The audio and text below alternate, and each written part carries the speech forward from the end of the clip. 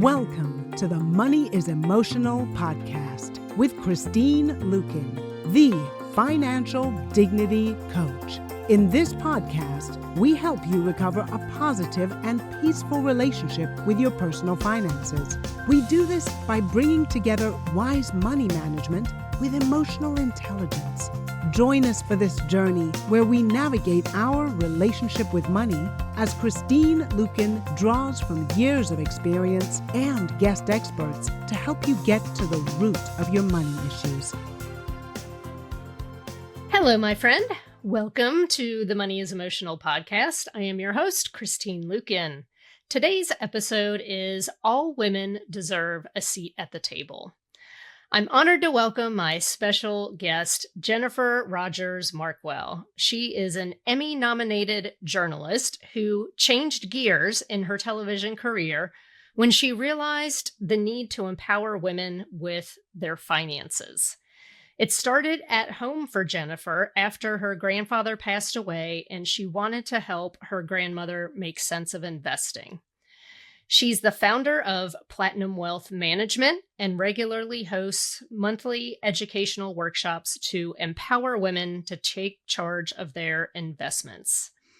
Jennifer also hosts the Platinum Talks Wealth podcast, where she discusses the psychology behind money, memories, and financial infidelities.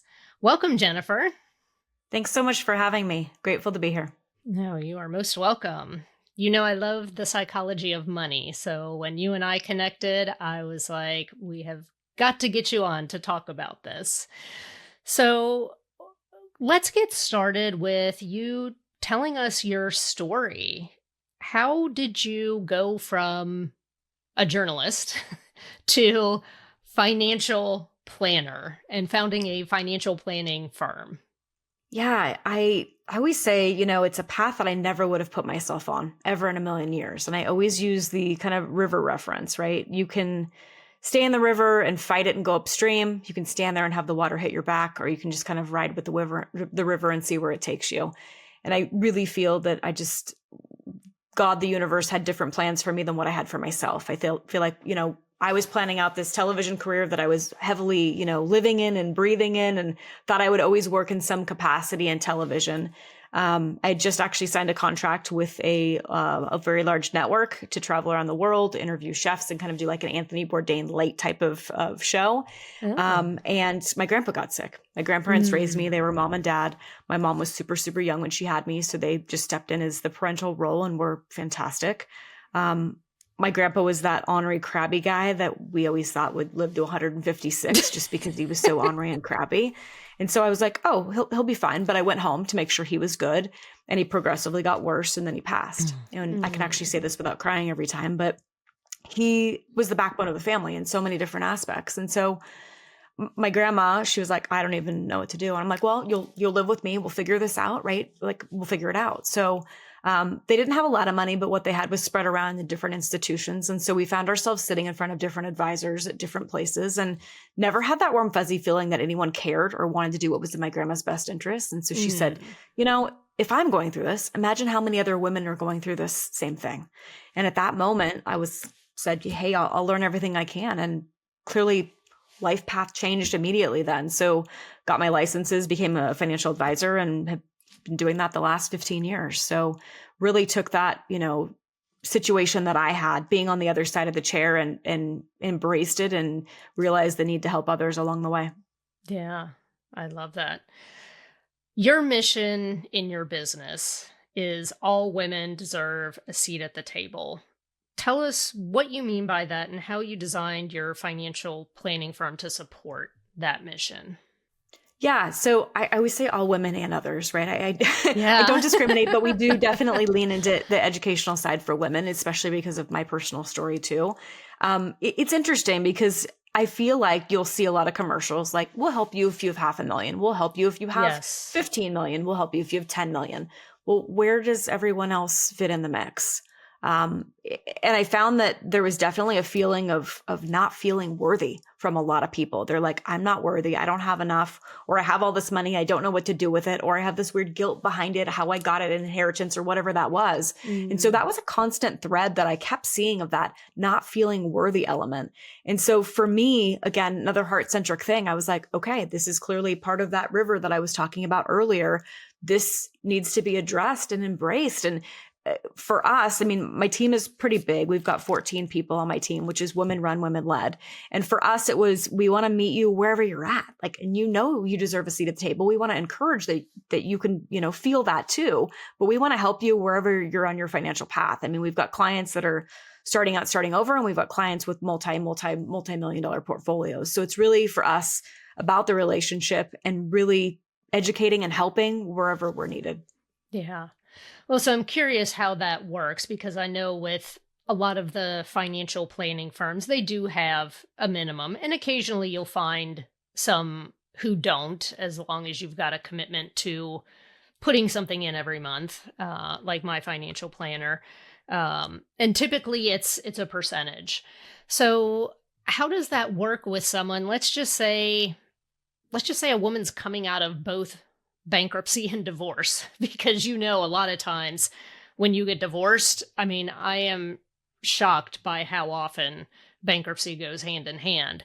But she knows, like, hey, I want to save. Maybe she does have a little bit of money, but maybe it's only 25 grand or 50 grand. But if she's committed to putting in, say, at least $200 a month or $500 a month, how does that logistically look? Is there some sort of annual fee? Like, how does that work if she wants to connect with you or somebody on your team to get started? Yeah, I mean, first and foremost, we would have a discovery call, finding out, what that person's needs were, what their goals were, making sure that we're a right fit and they're a right fit for us, right? I always say I want to make sure communication lines are open and we're comfortable, because I want this to be a long-term relationship when it's appropriate.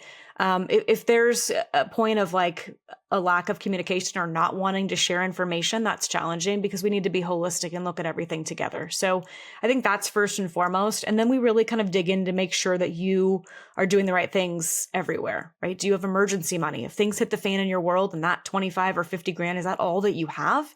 Yeah. Because then we want to make sure that we are allocating enough that you have sitting in a bank account or wherever it is, that's your first line of defense that you go to if things are hitting the fan.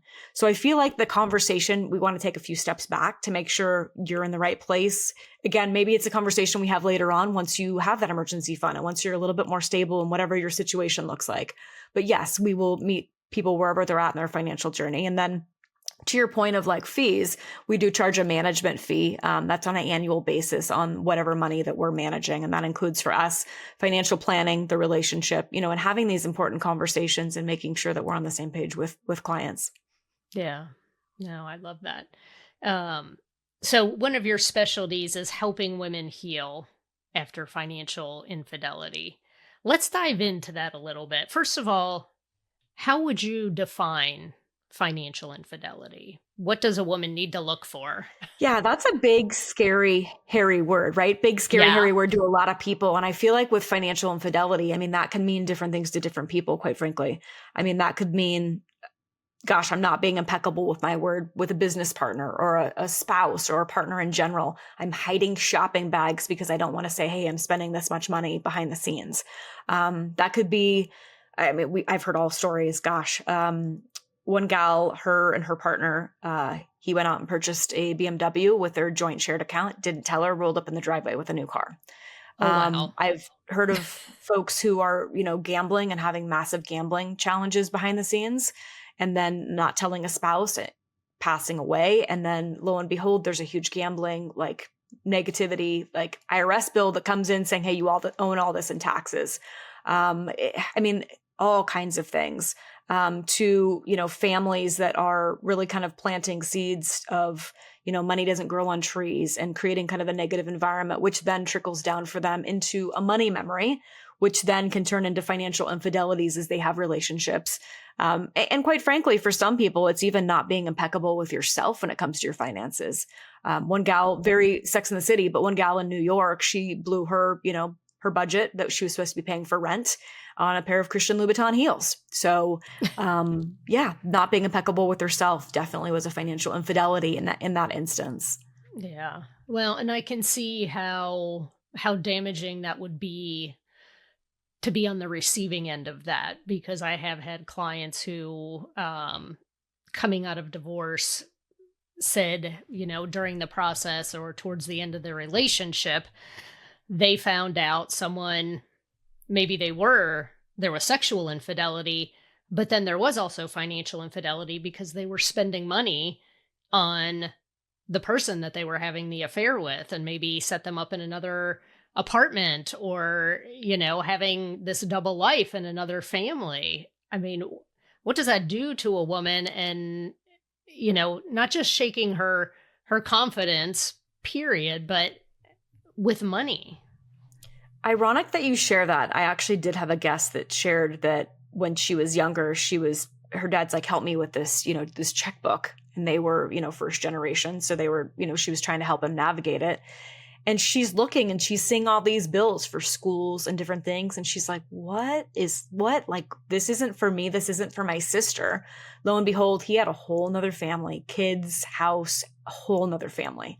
So Wow. For her, it became, that was her money memory, right? It's that money memory is definable as a memory that you have as a child or younger person that helps mold your relationship to money as an adult. And so that was her money wound that she carried with her. And she, even as she was sharing, got very emotional. And obviously that's a big deal. And she said that was really hard for her navigating moving forward, and also hard for her in her marriage, because that trickled down of like really not trusting anyone around her, especially her spouse, after what she witnessed her father do to her mom and her family, quite frankly. So I feel like those are definitely deep wounds. And it's interesting because I feel like as we have these conversations, people never talked about this, right? You didn't talk about drugs or sex or money or anything political. And, Right. And now I feel like it's very healing to open up the conversation, to talk through these money wounds, to see, does this make sense for me to continue this narrative along? Does it serve me? Sometimes it does. Sometimes it really doesn't. In her case, she was like, no, I really had to sit with that and realize why I was so upset and why I was having all these, anger issues towards my current spouse. And it had nothing to do with the relationship or nothing to do that was happening physically there. It had to do with what happened with her parents and what she witnessed growing up. Yeah. Yeah. So it almost sounds like you're part financial therapist.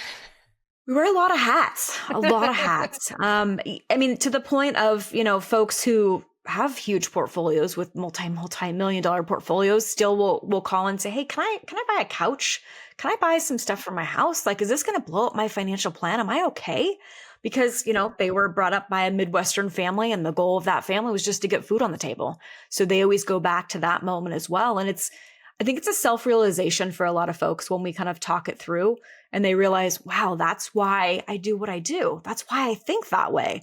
And again, for them to have that moment and for them to figure out, does it make sense to hold on to the narrative so deeply, or does it make sense to change the narrative for their future and their situation and their financial goals moving forward? Yeah.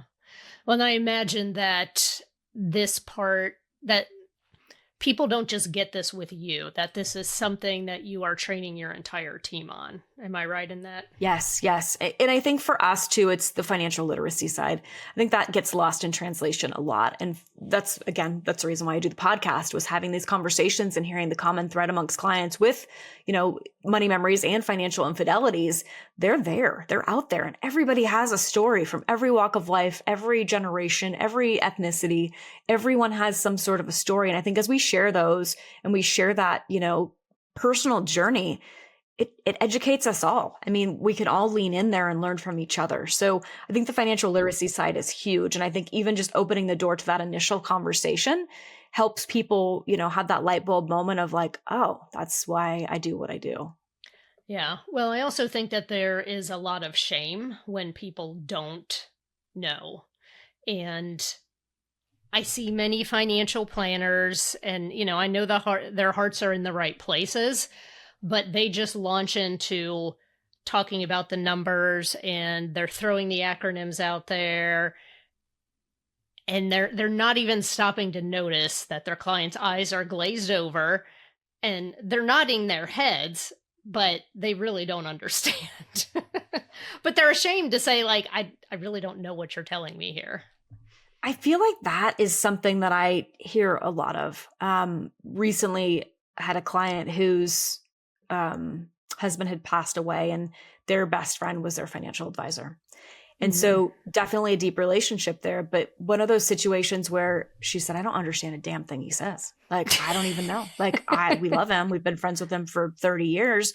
I don't know what he's talking about. And I don't feel comfortable asking those questions. And I get the, oh no, it'll be fine. I've got you covered. And not that it's coming from a bad place, because obviously they have a very long-term relationship, but it's coming from a place where she's struggling to embrace like what's happening, like what's going on. So women and women, I think, communicate a little differently together. Women and men communicate differently. I think there's just a different feel there. And again, not right or wrong. It's just, it is what it is. I think going into kind of knowing your audience and truly listening to what's happening and asking those questions and making sure that you're on the same page is so important. I think in any industry, but truly I think in finance, because it's such a foreign language. It's such a foreign language. And there's 5 million acronyms and all these words and new words that pop up. And people are like, I have no idea what you're even talking about. It sounds like gibberish. So unless you're living in the land, like you don't know. So I feel like bringing things down, to a conversational level. And again, not bringing it down. That sounded not so nice. I didn't mean it like that. I mean, like bringing it so it's conversational and not like a hidden language behind the scenes that no one uses unless people are, finance bros. So I think really having it conversational and having it reflect on that person's situation and hand-holding where needed, if that's what that person, wants or desires, I think is so important. But just that open line of communication, I keep going back to that, but it's so, so, so important, I feel. Yeah, it is. Well, and I think as coaches and financial planners, one of the best skills and most necessary skills is listening. And it's listening a level or two deeper than the words that are being spoken. Yeah, beautifully said. Dare to enter the Wealthy Woman Book Club, where answers exist to forbidden questions, where women of all ages and income secretly gather, where knowledge is shared, where possibilities are explored, where women claim their power. Dare to stay a spell in the Wealthy Woman Book Club. In this place, we lift each other up. In this place, we start dreaming again. In this place, we see financial miracles. In this place, we grow through the glory and the failure. In this place, we step into a new identity. Dare to champion the Wealthy Woman Book Club. We're creating a future where women are financially empowered across the globe. We're creating a future where our daughters stand on equal financial footing with our sons. We're creating a future where we purchase with our principles rather than price tags. We're creating a future where we use the power of money for the benefit of people and the planet. Welcome to the Wealthy Woman Book Club. Dare to come in, woman. Come in. Join us at wealthywomanbookclub.com. Yeah. So what does the healing process look like for your clients, for those people who have gone through something traumatic, whether it's a financial infidelity or just having one of those traumatic money memories? I'm assuming it is a process and not a one-time event. Yeah, and it's not a one shoe fits all either, right? Everybody's different in their journey, just like everybody mourns differently and everybody has joyous moments differently. I think it depends on that individual and what their goals are. One thing that we share is people generally will come to us and they have one main goal initially, right? Here's what I want to do. Here's my most important goal right now. And we want to obviously help because that's their most important thing on their plate. But we also want to shed light to a big holistic picture that they're not thinking of necessarily either. So I think that's where kind of the journey continues. And again, back to communication and beating that drum today. But keeping those open lines of communication, making sure that you're on the same page and continuously talking, because goals change situations change. And quite frankly, I mean, money wounds can change too. As you're going through things, other things come up, right? Just like therapy to a certain extent. You think, hey, this is the root of my problem. Here's where it is. I have it figured out. And as you move forward 3 steps ahead, there's something else that you're like, oh yeah, there's that. There's that. Yeah. And I think navigating through those, conversations, and one of them is, losing a spouse, losing a loved one, like navigating through that as you're navigating through your personal stuff on top of it as well, whatever your own money memories or financial infidelities that you navigated through. Now you're dealing with the loss of a loved one and having to navigate that whole situation as well. So it's never ending per se. It's the journey keeps changing and evolving. Yeah, no, that's so true. I used to always say like healing is like peeling an onion. There's always another layer. But I think I've changed that a little bit. I want to say it's almost like a spiral. As you learn and as you grow, you are continuing up this spiral, but you may make another pass around the same wound, where it's going to show up a little bit differently. And you're right. Sometimes when you encounter something, you think, damn it, I thought I was done with that. Especially the worthiness piece. We just finished reading the book Worthy by Nancy Levin with the Wealthy Woman Book Club. And wow, let me tell you, we had some super deep conversations going through that book. Yeah. Yeah, the spiral, I think, turns into a labyrinth sometimes. Yeah. Where it's even more of a maze. I mean, to get back to even the spiral, there's some subsets that go off in different directions outside of the normal realm. Yeah. Yeah. Well, and I love that there are financial professionals like you that are not afraid to go there with their clients, because there are some people who just want to crunch the numbers. They just want to do your taxes. They just want to make your budget for you. They just want to pick your investments. They don't want to go into that labyrinth of emotions and psychology. So I love that you also like to do that. Yeah, and it doesn't always happen right out the gate. Obviously, there's a trust building situation in that too. And some people are very open and very just direct, and here it is. Other people, it takes time in the relationship for them to, kind of openly share. And quite frankly, the light bulb comes off at different times. So it's not like they're not coming to the table wanting to share. Maybe that's just not in their, headspace in the moment. And then as we evolve, different things come out. Yeah. What do you wish all women knew about investing and taking charge of their financial future? Yeah, definitely going back to everyone deserves a seat at the table. I think that is just so huge, because in relationships, I'll have couples come in, sit down with me. There's always one that kind of takes the lead a little bit more. And it seems to be that it goes back to, oh, I'm not worthy. That person has it figured out. I'm good. And we know in my situation, right, my grandpa was the guy, right? He was the person. Not that my grandma wasn't smart and amazing, but he was the lead in that. And that was potentially a generational thing too. They were Depression kids, and it was very different, obviously, back then. So the male did take the lead in a lot of situations. But now I still see that dynamic with folks. And I always say, this is not your jam. That's okay. I still want you to come to meetings. I want both of you present, because I want to talk this through. I have a client who he just turned 90, and he's such a rock star. And he is just that guy that digs into individual stocks, and he loves it. And he'll call me and he'll be like, Jen, babe, what do you think about this stock? And it's some obscure, crazy stock. And I'm like, no.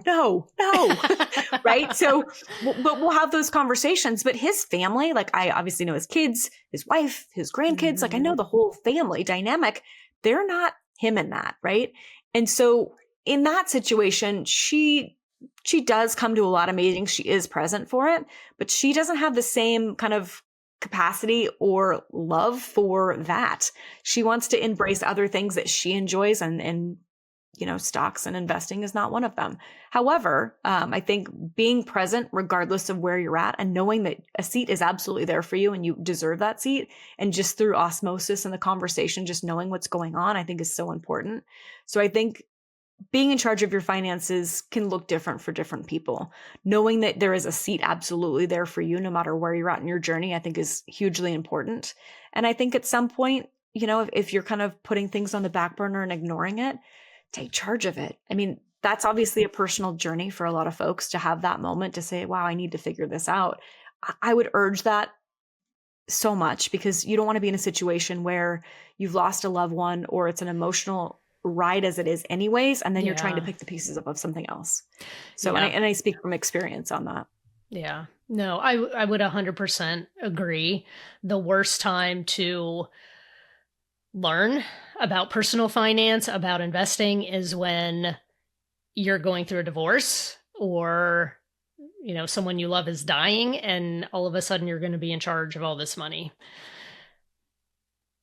because your emotional bandwidth is, it's not great when you're going through something like that. And I have had clients who normally are very on top of their finances who hired me to help them through the divorce process because they said, I know I am too emotional to make these decisions by myself, and I need somebody who can get out ahead of things and think with a clear head about these decisions, because I can't right now. And that's okay. Yeah, but that's good that they were knowing in that moment that emotional component it's huge, and that's not something you can always plan for, is having that emotional component when you're clear-headed and you think you know what you're doing, but then there's a lot of other things that are on your plate that are many times unexpected. Yeah. Well, and I think even as a financial coach, if I were to be going through something like that, I would hire somebody else to say, I need another set of eyes on this, because I know the weight of the emotional stuff that I'm going through, and I don't want that to cause me to make a mistake or a knee-jerk reaction. Because even though you know it in your head, when those emotions are high, your common sense is low. It's just the way it is. Yeah, and having a second set of eyes, valid point on that. We always say that too. Have a second set of eyes on what you're doing, just to make sure that you're not missing anything. I mean, even in my team, like working as a team, there's 14 of us. We actually have several people double check and make sure and talk through different cases together. So we make sure that we're not missing anything as well. Just because, again, cases can be very dynamic, very unique to that individual or what their situation is. And we want to make sure that we're, serving where we should, but a second set of eyes or a third set can be very, very helpful along the way. Psst. Hey, my friend, are you loving this podcast? We'd be super grateful if you left us a few dollars in the virtual tip jar. This helps us to bring you this valuable podcast 100% for free. Just click on the link to the virtual tip jar in the show notes. Thanks so much. So what would you say to the woman who is listening that wants the advice of a financial planner but feels anxious or intimidated? Yeah, great question. I think feeling out who resonates with you. I think there, in this day and age, right, there's podcasts, there's different things. So you can kind of get a feel of different individuals before you even go down a path of wanting to work with someone. Mm-hmm. I think realizing what your financial goals are huge too. Have an idea of what you want to do. Like, what's your goal? What are you trying to accomplish? Do you want to retire at 65? Do you want to retire at 50? Are you wanting to not retire and then work, remotely somehow and have that be part of your, journey? Everybody's different, but you want to come to the table with some idea of at least where you're at, because we need to know where you're at and then also what your goals are. Dream big. Think of, whatever that looks like for you, and everybody's so different on that. But I think having that, moment and just being with yourself and figuring out some of the nuances there, I think that's huge before you have your initial conversation with, a financial advisor. Another thing I would say is make sure your financial advisor, there's something called broker check through FINRA. It's FINRA. I always tell people, look at that, pull up whoever you're thinking of working with. If they are licensed, within certain licenses, they will absolutely show up there. You can see customer complaints, lawsuits, whatever, like everything transparent is absolutely there. You can see all their licenses. You can see where they've worked, whatever that is, because I feel like transparency is hugely important as well. I would say check that out and then have a conversation. Like don't commit, like have a conversation, have a discovery meeting with whoever you're thinking of and see if you resonate with them. You know if that's your person that you want to work with, you feel it. And you just, again, it's someone that you can ask any question to and not feel silly asking those questions. I think that's huge, huge, huge. Because you don't want to work with someone that you are uncomfortable asking questions to, because then how are they helping you? You're not getting the help that you need. They don't know the question that you're not sharing. So you really want to keep that very, very open and make sure you're comfortable in every aspect of that relationship or that future relationship potentially. Yeah. And I tell my clients, interview at least 2 people. And we talked about this at length a couple episodes ago, hiring and working with a financial advisor. We'll make sure that that episode is linked up as well, because I have a list of questions, a checklist of questions that somebody can take to their meeting that just goes beyond how do you get paid? How much money do I need to invest with you? What's your experience? Some questions to dig a little deeper and also make sure that it's not just logistically, financially a good match, but it is also that energetic, that relationship match as well. Yeah. And on that list too, I haven't seen your list, so I'm probably reiterating some things that may already be there. I always think, ask about proprietary product. I mean, is that person captive to only specific products that they can share with you? What does that look like? Are they acting as a fiduciary? What does that relationship look like? I think those are really, really important because you want to, at the end of the day, know that they can look at a breadth of everything across the board and they don't have someone saying, oh, no, that person needs to be in this bucket or that bucket, right? Mm-hmm. No, like I don't fit in a bucket, by any means. I mean, there can be bucket strategies you talk through of like emergency money and things like that.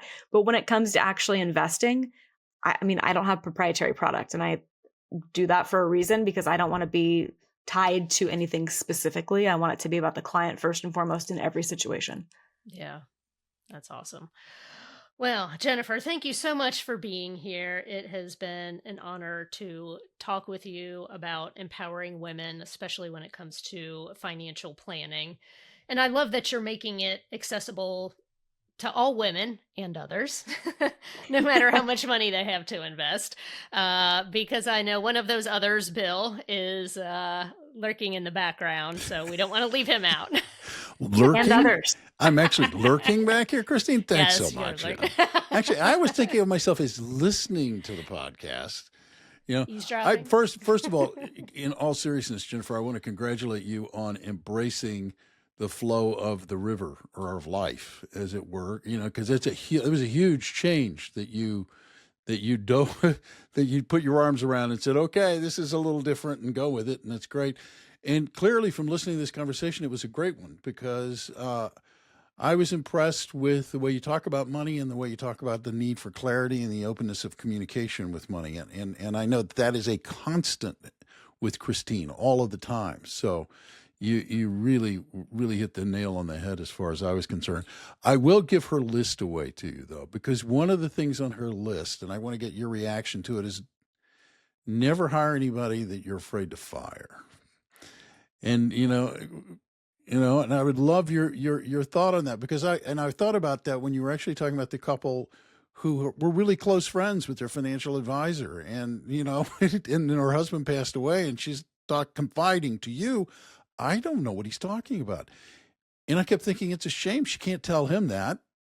And so in the spirit of don't hire somebody that you can't fire or that you're afraid to fire, what's your reaction to that rule? No, I think that's a good rule, actually. And it goes from our side too. I mean, there's clients that aren't listening, that aren't valuing like what we're trying to help and support with. And if it comes to that point, then, it's not a good fit anymore. And again, it can be not a good fit on either or side or both sides. I think that that's important to kind of reevaluate because you want that person as an ally and you want to be able to have, again, that constant communication where if something comes up, I want to be the first person that you call, or at least up in there, of the first few people you call when something's going on with you financially or within your own life. or your family? Like how can we help? And we're here to serve. And if that gets lost in translation along the way, I think that hurts the relationship. I really do. Yeah. And it's a relationship, isn't it? For sure. It absolutely is. And I always say, one thing that we think of is it's a long-term relationship. I'm not here to work with you for 6 months or a year. I want to be able to help you on your journey, whatever that looks like for your financial goals, whether that's retirement, grandkids, putting kids through college, whatever it is. We want to be able to help and also help with the generations within your family. Like I said before about the guy that was like, Jen, babe, what about this stock? Right? I know his kids. I know his grandkids. I know that whole family. I know the whole family. And I think that dynamic is just so important because they also know that I'm here in case something happens. So it's an honor, truly an honor to do what I do. Well, that's fantastic. It was a great conversation. Before I turn to Christine and leave you behind here, as it were, how do people get a hold of you if they were interested in this conversation? Do you take phone calls or people reaching out to you? Yes, absolutely. So our website is platinumwealth.net. You can pull up .com too. We own both domains, but platinumwealth.net has all of our information on it. There's also financial literacy and classes that we host. There's podcast links there, our phone numbers there, and then all of our social media links are there as well. Beautiful. And Christine, you mentioned the Wealthy Woman Book Club, so I don't want to go away without talking about that just a little bit, because as you've made plain in the past, it doesn't matter how much money you have. This is not about women who are necessarily wealthy right now. For listeners who might be interested in exploring that a little bit further, could you explain a little bit more and how they might join that club? Sure. The Wealthy Woman Book Club is open to any woman who wants to improve her personal finances for her own benefit, for the benefit of her family, and the benefit of the planet. I firmly believe that wealth in the hands of big-hearted women is what is going to change our world. So if that resonates with you, hop over to wealthywomanbookclub.com, or you can go to my website, christineluken.com, and it's right there front and center. That website also is how they can get in touch with you in terms of financial coaching, right? Yes, absolutely. They can reach out to me right there on the website, and we can set up a time to chat and see if they're a good fit to work one-on-one. And unlike Jennifer, I don't want you to need me forever. We will work together for 6 months, a maximum usually of 18 months. But my goal is really to get people organized, to streamline their finances, to make sure that they have their money team in place, which includes a financial planner like Jennifer. But my goal is that you are in charge of your own finances. And yes, occasionally you might need to reach back out because something major has changed, but my goal is not to carry you around forever. It's to teach you how to take charge and how to do this for yourself. Oh, that's fantastic. One of the things that people could do or listen to this podcast that would immediately take charge is if they are not subscribers, they could just reach out and click the subscribe button. That way, every time Christine drops a new episode of this podcast, you're notified and you won't miss another episode. Also, remind you can go back and listen to other prior episodes, including the one about what do you say and how do you develop a relationship with a financial advisor.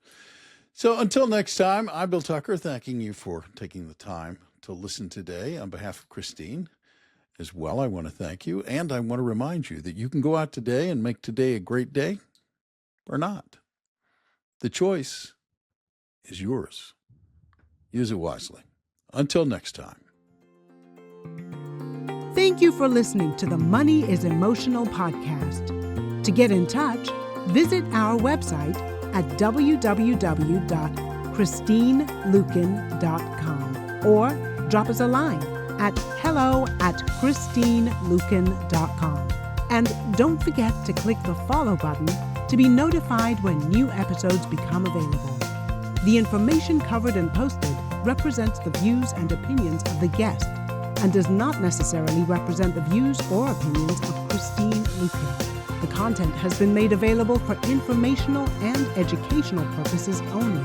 The content is not intended to be a substitute for professional investing or tax advice. always seek the advice of your advisor, tax professional, or other qualified financial professional with any questions you may have regarding your personal finances.